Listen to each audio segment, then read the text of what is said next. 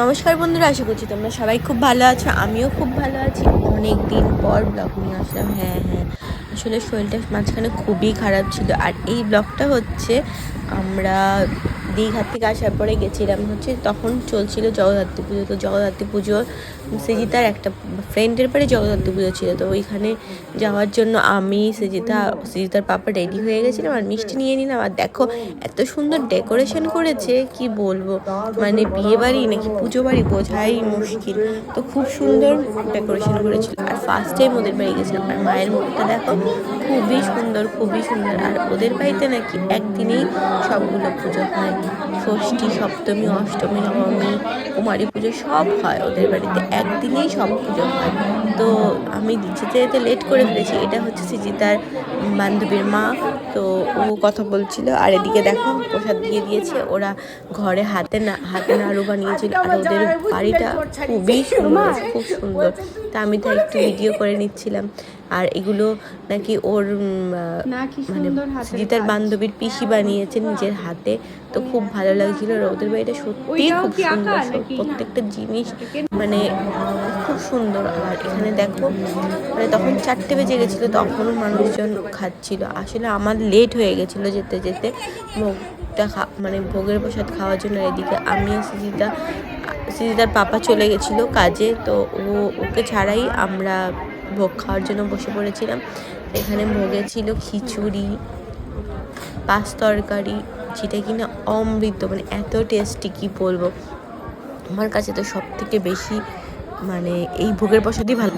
আর সৃজিতা একা একা পুরোটা খেয়েছে ওই দিন। আর ও বলছিল হ্যাঁ মা খুব টেস্টি হয়েছে। ও একা একাই খাচ্ছিল, দেখো একা একা খাচ্ছে। আর এদিকে আমিও খেয়ে নিচ্ছিলাম।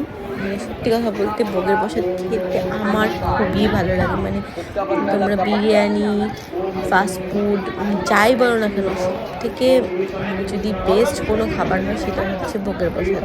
আমার কাছে এত টেস্টি, মানে আমার খুবই ভালো লাগে ভোগের খিচুড়ি, মানে ভোগের প্রসাদ বলতেই আমার খুব ভালো লাগে। সৃজিতাদিকে বলছিল তুমি একা একা ভিডিও করছো মা, আমারটাও করো। ঠিক আছে, তোরটাও করছি, তুই খা।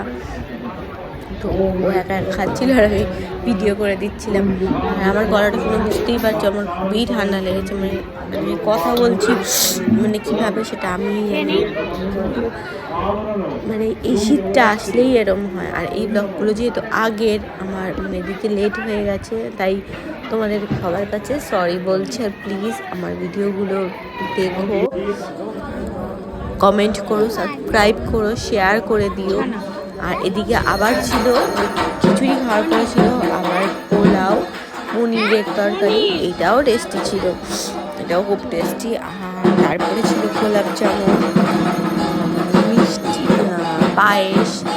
গোলাপ জামুনটা আমার তো খুব প্রিয়, কিন্তু সৃজিতা বলছিল আমি খাবো না। ও হচ্ছে সাদা রসগোল্লাটা খেতে ভালোবাসে।